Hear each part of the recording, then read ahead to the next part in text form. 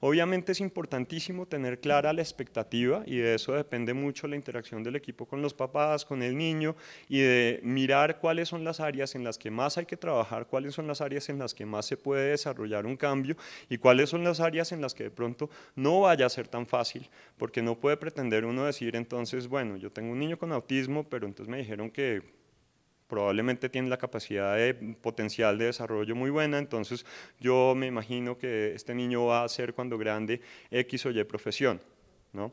Todos los padres y todas las madres de todos los niños y niñas, todos tienen expectativas para sus hijos y se hacen una idea mental y es una fantasía de cómo quiero yo que sea mi hijo, qué quiero que haga en el futuro, qué me haría a mí feliz que haga.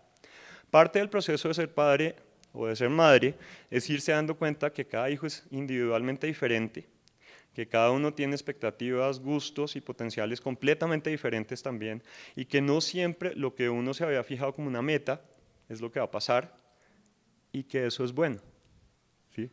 No es terrible, no es triste, no es malo, sino es una forma de la humanidad de buscar diversidad y de buscar cómo adaptarse a diferentes situaciones.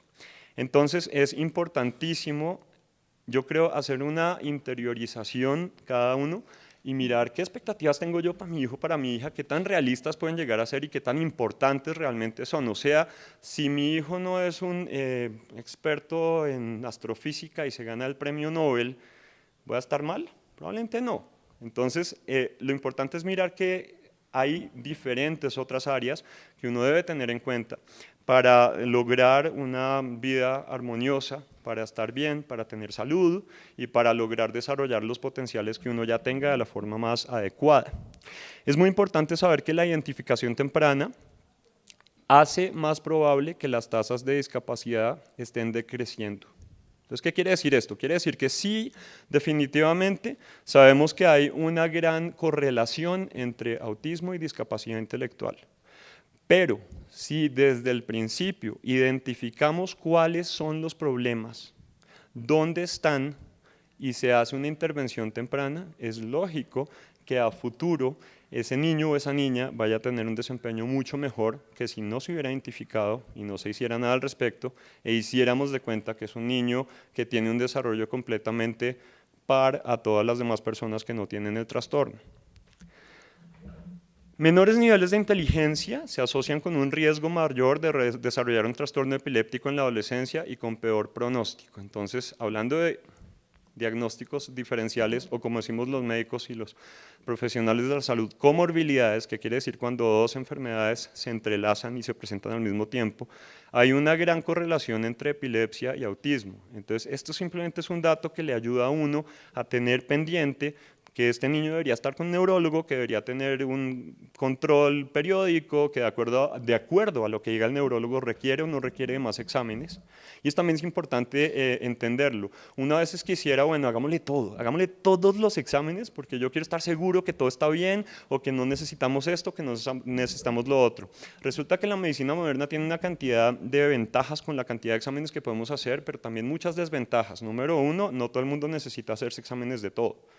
Entonces, para yo saber que estoy sano, no me tengo que ir al hospital a que me chequen todo de arriba abajo con todo tipo de imágenes y con todo tipo de exámenes invasivos o no, sino realmente lo más importante es que se manifiesta clínicamente y para eso es que tenemos el equipo que debe estar pendiente de todas las características. Número dos, el desgaste, ya sea emocional, ya sea de tiempo y ya sea económico, que los tres son muy importantes, porque cuando uno está todo el tiempo exámenes, exámenes, pruebas, exámenes, exámenes, pero no se está dando realmente un manejo adecuado, pues no se está logrando nada. Entonces, a veces es buena noticia que no haya que hacer una cantidad de pruebas y exámenes y lo importante es ir viendo a través del tiempo que va pasando, ¿no?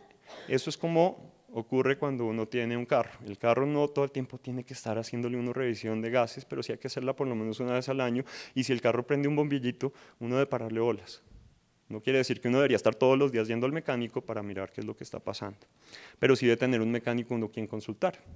Esa es la gran diferencia. Entonces, tengo esta duda, ¿será que es necesario hacer ley en internet que resulta que de pronto podríamos hacer tal otro tipo de terapia? Entonces, siempre consultarlo, siempre abiertamente. Otro consejo muy importante, especialmente para familias, es internet es una gran herramienta, pero puede ser también una causa de muchas inseguridades y de muchos problemas, ¿no? Entonces, los profesionales de la salud estamos más que dispuestos y abiertos a responder dudas e inquietudes. Ojalá seamos nosotros los que respondamos esas dudas y no Dr. Google, porque el problema de Dr. Google es que cuando uno revisa un tema específico, encuentra millones de artículos. Si se hace un estudio epidemiológico real de qué artículos de esos son realmente válidos y científicamente confiables, probablemente de esos 6 millones va a haber 8, ¿sí? Y Google no nos va a poner esos 8 en la parte principal de la página. Entonces, toca estudiar una maestría larguísima que se llama epidemiología para poderla identificar, y la gente en general no sabe eso. Entonces uno puede leer una cantidad de cosas que pueden ser o muy esperanzadoras o muy sombrías o terribles. El Internet es muy amarillista también. Entonces hay que tenerle mucho cuidado y mucho respeto.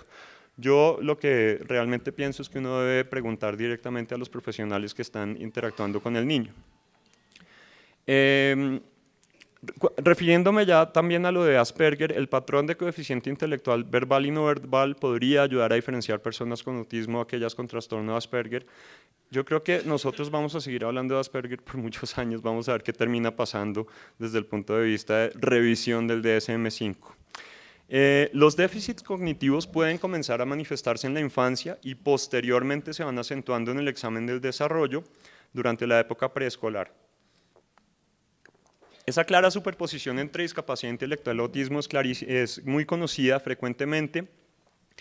La discapacidad intelectual coexiste con autismo y la frecuencia de síntomas del tipo autístico aumenta siempre que haya un retardo mental más severo. Los desacuerdos en diagnóstico son más pronunciados en los dos extremos de distribución del coeficiente intelectual, que es esta prueba que se hace estandarizada para medir el nivel de inteligencia. Entonces, las personas con mayor y menor funcionamiento, hay más desacuerdos generalmente en el diagnóstico porque es mucho más difícil de diferenciar. Esto es interesante porque se termina volviendo una discusión más académica que una discusión funcional. Vuelvo y les digo, no es tan importante si el niño le diagnostican con autismo o si le diagnostican con discapacidad intelectual, las dos, sino qué tipo de manejo estamos haciendo que le sirva a ese niño. Acá hay un par de estudios que ya tienen unos años en los cuales estaban tratando de mirar la correlación entre niños con autismo y con discapacidad intelectual. En un estudio, Wing identificó problemas de socialización y comunicación, así como de comportamientos repetitivos estereotipados consistentes con autismo, en 82% de niños con coeficiente menor a 20, o sea, miren la gran cantidad de niños, 47% con coeficiente entre 20 y 34, 40% con coeficiente entre 35 y 49 y mucho menos con coeficientes más grandes. Yo creo que de pronto uno de los mensajes para tomar acá es que cuanto mayor sea el nivel hacia severo, de moderado a severo, de discapacidad intelectual, mayor probabilidad hay de que haya todos estos síntomas que pueden también caber dentro del espectro autista. Hay otros estudios que menciono acá en el que reportaron 53% de niños escoceses con un coeficiente intelectual menor a 50 que cumplían criterios para autismo, y Norden y Gilbert encontraron que 30% de niños suecos con coeficiente intelectual menor a 50 tenían también trastornos del espectro autista. Entonces, igualmente se documentó déficit cognitivo en 70-90% de niños con comportamiento autístico y 70% de los adultos previamente diagnosticados con autismo en la infancia. También Volkmar reportó un coeficiente intelectual menor a 50 para 50-75% de niños con autismo. Estas cifras lo único que nos hacen ver es que está claro que hay una gran coexistencia de los dos síndromes, ¿no? Es importante diferenciar el autismo, sin embargo, de los trastornos relacionados de otras condiciones, como por ejemplo, trastornos del lenguaje. No todos los niños que tienen un problema de lenguaje tienen autismo. Y el diagnóstico se hace de forma transdisciplinaria, se hace a través del tiempo y se hace con la participación de muchos diferentes especialistas, ¿sí? Sí es importante, sin embargo, llegar a un diagnóstico, ¿no? Yo he hablado mucho de la fluidez del diagnóstico. Al final sí es importante tener un diagnóstico, porque es muy diferente el manejo de un niño con un trastorno específico del lenguaje que con un trastorno autista, obviamente, o con algún otro trastorno del desarrollo. También es importantísimo, y esto podría sonar como la cosa más lógica del mundo, ¿no?, descartar trastornos sensoriales como por ejemplo la sordera. Un niño que es sordo de nacimiento Obviamente no va a reaccionar a los estímulos, al lenguaje, a cuando lo llama la mamá, cuando pasó esto o lo otro, parece inmutable como si no le importara, se cayó la olla en la cocina, se rompió algo y el niño como si nada. Entonces muchas mamás, papás, hermanos podrían pensar este niño es autista. Acuérdense que siempre hay que descartar desde el punto de vista orgánico o médico antes que no haya problemas diferentes que puedan explicar esto, porque también en ese caso en los trastornos sensoriales, cuanto más rápido se traten, cuanto más rápido se dé una solución, mejor es el pronóstico a futuro y mejor es la capacidad que tiene para desarrollar su potencial. Hay que documentar discrepancias en las habilidades, entre las habilidades verbales y no verbales, y las características específicas del comportamiento deben evaluarse en el contexto de medir las capacidades intelectuales y cognitivas. Las pruebas individuales e instrumentos de evaluación deben seleccionarse de acuerdo al paciente. Todo esto de las pruebas es muy interesante. Hay una gran gama de pruebas, es una cantidad y para eso están los especialistas que las hacen. La idea es que esas pruebas nos ayuden a afinar y aclarar el diagnóstico, pero también es interesante cómo pueden ser ayuda a través del tiempo para mirar el progreso y para mirar cómo va cambiando todo. Nuevamente, esto es algo que debe ser manejado por el equipo. Entonces, si a mi niño le hicieron una prueba y me dijeron que está en tal nivel, de pronto yo querría que en un mes se la repitamos a ver si las terapias sí le están sirviendo, por ejemplo, ¿no? Entonces, es importantísimo entender que eso no funciona así, ¿no? Tenemos una sociedad que cada vez más, por el tipo de tecnología que manejamos, busca resultados rápidos, ¿no? Que si mi navegador de internet no encuentra la página en 2 segundos, me desesperé, ¿no? Acuérdense que nosotros también vivimos muchos en épocas anteriores en las que no había internet, en las que no había ni siquiera la posibilidad de hacer una videollamada, en las que un mensaje de texto sonaba como cuando uno vio la película Volver al Futuro la primera vez y todo lo que hablaban era absolutamente loco, y como vemos hoy cuántas cosas sí se han realizado, pero sin embargo las personas seguimos teniendo nuestro propio ritmo biológico y todavía no hemos llegado al punto en el que podemos afinar los diagnósticos hasta tal punto en el que un examen deba ser repetido para mirar desarrollo. Eso se va mirando con el tiempo. Y acá viene la parte más importante de todas las personas que están involucradas con este tema, y es que en realidad se debe aprender a ser paciente. No es sino el tiempo y la evolución a través de los días, semanas, meses y años, y repito, años, que uno puede ver hacia dónde va el caso y cómo va la evolución. Entonces es muy importante este concepto. Las medidas de habilidades de adaptación en la comunicación y la socialización pueden ser evaluadas en relación a las habilidades cognitivas generales. También cumplen una función valiosa en la orientación de programas de recuperación, como ya les estaba diciendo, entonces uno va mirando a través del tiempo. Y la otra parte importantísima es el acceso a una historia clínica completa ayuda y facilita el proceso diagnóstico. Entonces, el diagnóstico de autismo es más sencillo cuando los padres no reportan historia aparente de desarrollo normal y cuando la desviación del comportamiento es de larga data.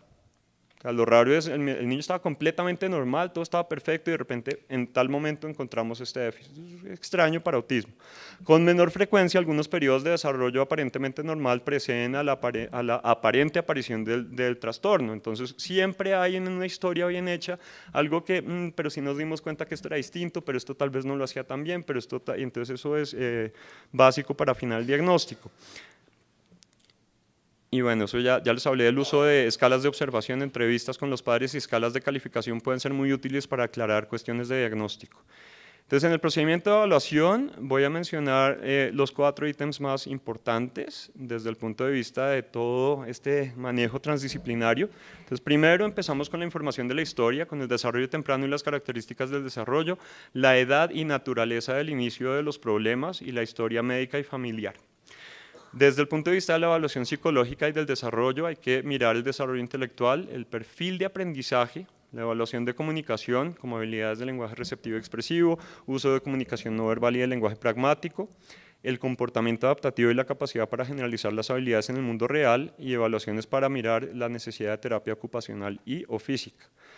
Desde el punto de vista de la evaluación psiquiátrica, hay una naturaleza, hay que mirar la naturaleza de la capacidad de relacionarse, o sea, cómo es el contacto visual, los comportamientos de apego, la reciprocidad, la introspección, que es la capacidad de mirar dentro de uno lo que uno está sintiendo, y las características de comportamiento, que haya estereotipias, autoestimulación, resistencia al cambio, sensibilidades inusuales al medio ambiente o estímulos, dificultades de lenguaje de comunicación, como ecolalia, repetir lo que se dice, presencia del lenguaje comunicativo, y las habilidades de juego, sobre todo el uso de materiales de juego no funcional, si hay o no hay juego simbólico o imaginación.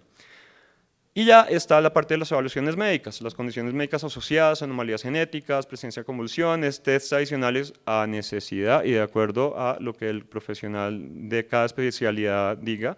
El test de audición si está indicado y las consultas adicionales neurológica, pediátrica, genética, según indicación y por la historia y el examen actual, por ejemplo, electros, imágenes diagnósticas de tipo TAC o resonancia, también hay que darle eso al campo de los, por ejemplo, los neuropediatras, ellos son quienes deben decidir cuándo hay que hacer una imagen o no, y es importante entender que estas imágenes pues no son totalmente inocuas, o sea, también se expone uno a cierto riesgo de radiación, por lo que no es buena idea estar tomándole fotos al cerebro todo el tiempo, no es como cuando se toma selfies y ya, entonces es importante entenderlo. Entonces, en conclusión, y me toca correr un poquito, hay muchas conclusiones, pero parte de las conclusiones con las que quiero dejarlos, el diagnóstico de los trastornos del desarrollo es principalmente clínico y requiere de un equipo intra o transdisciplinario. Más que encontrar un diagnóstico exacto rápidamente, se debe poder planear un tratamiento ideal que responda a las necesidades específicas de cada paciente. Cada paciente es diferente, somos todos un universo y un mundo propio y necesitamos cada uno un atlas diferente y una visión diferente. Se debe realizar seguimiento de los pacientes para afinar y aclarar el diagnóstico a través del tiempo. Esto no es una cosa puntual. A mi niño le dijeron que tiene esto, ya estuvo, toca seguir. Y es fundamental tener en cuenta la carga emocional y económica para el paciente y la familia también. Puedo tomar un par de preguntas y me toca salir corriendo. Muchas gracias.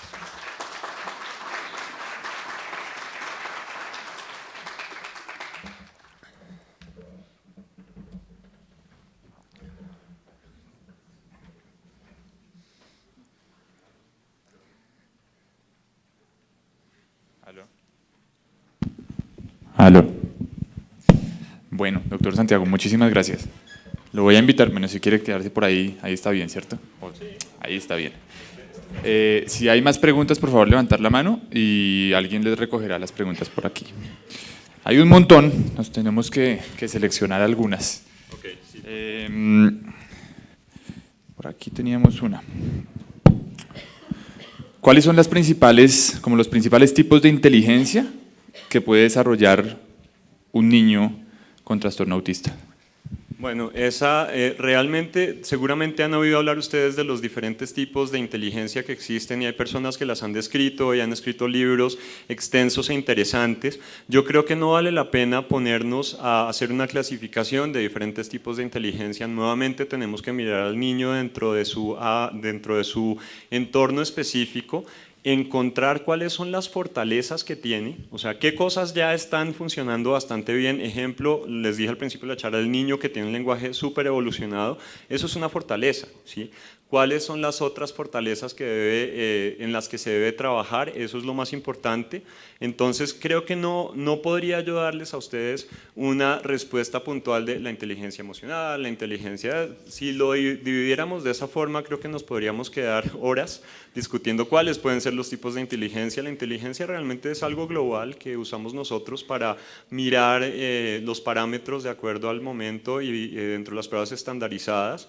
Pero lo que debe quedar, digamos, claro es que mirando las fortalezas de cada niño y teniendo en cuenta en qué hay que trabajar, hay que identificar las áreas que necesitan refuerzo, hay que dar el refuerzo y felizmente, y en esto quiero gastar un minuto, tuve una experiencia muy buena e interesantísima.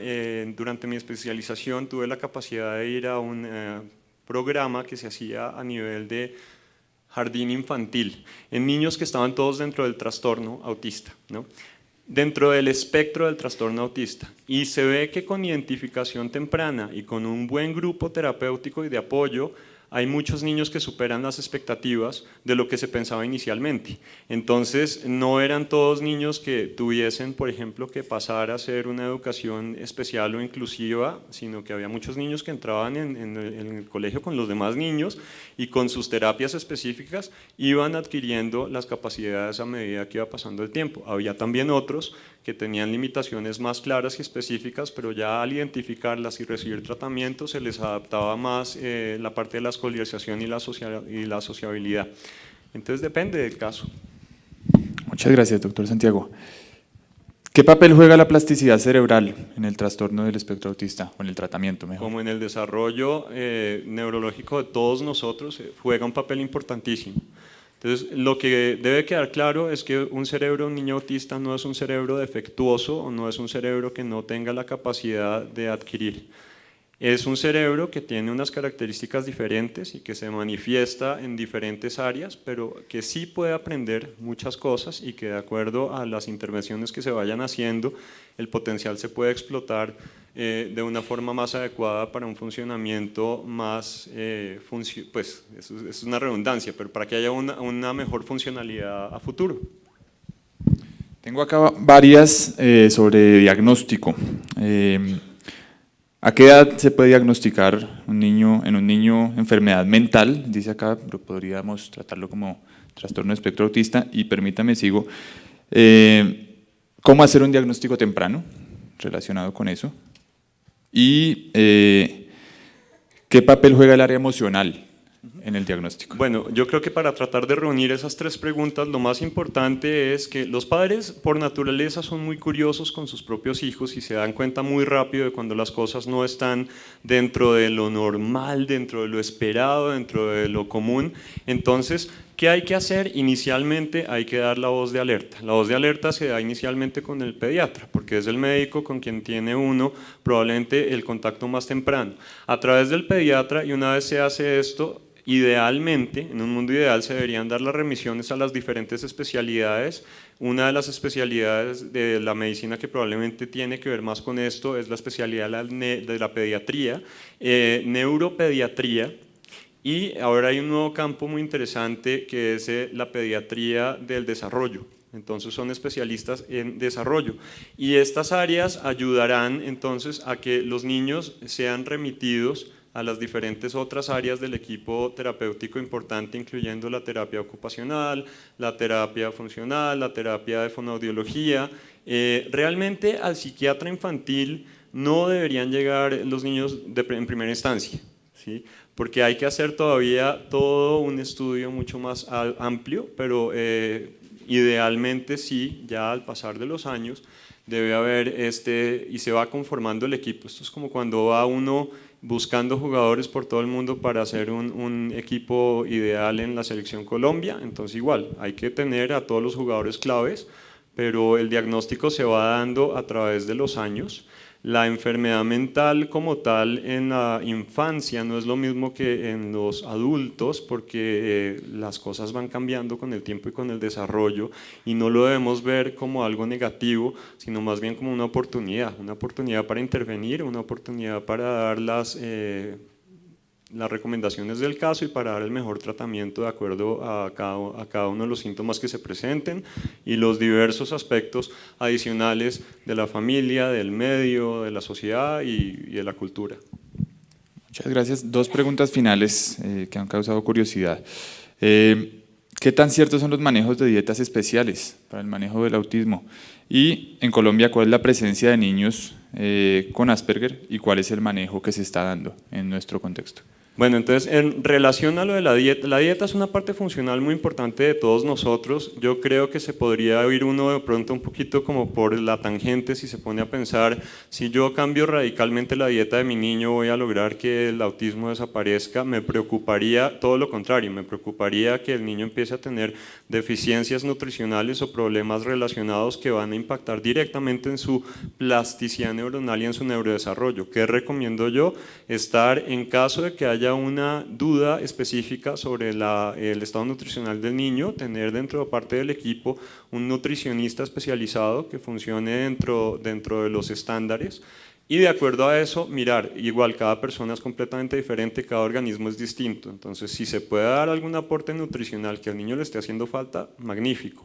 La idea es que deben tener el mejor estado nutricional posible, pero recuerden que esto de las dietas siempre tiene tendencias de moda y tendencias de restricción, y cada vez que uno restringe un grupo de alimentos importante puede estar deprivando al cerebro de nutrientes esenciales que van a contribuir a futuro en su desarrollo y formación.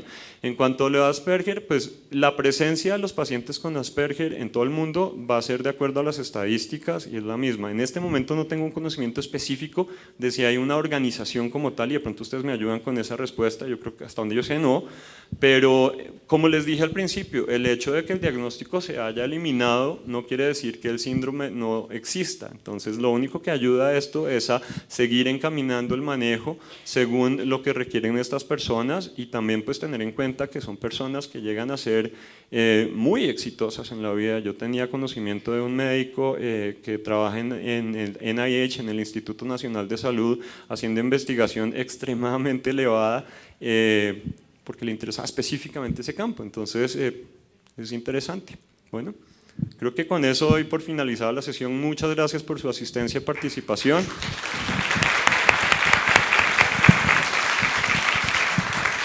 Doctor Santiago, muchísimas gracias por habernos acompañado.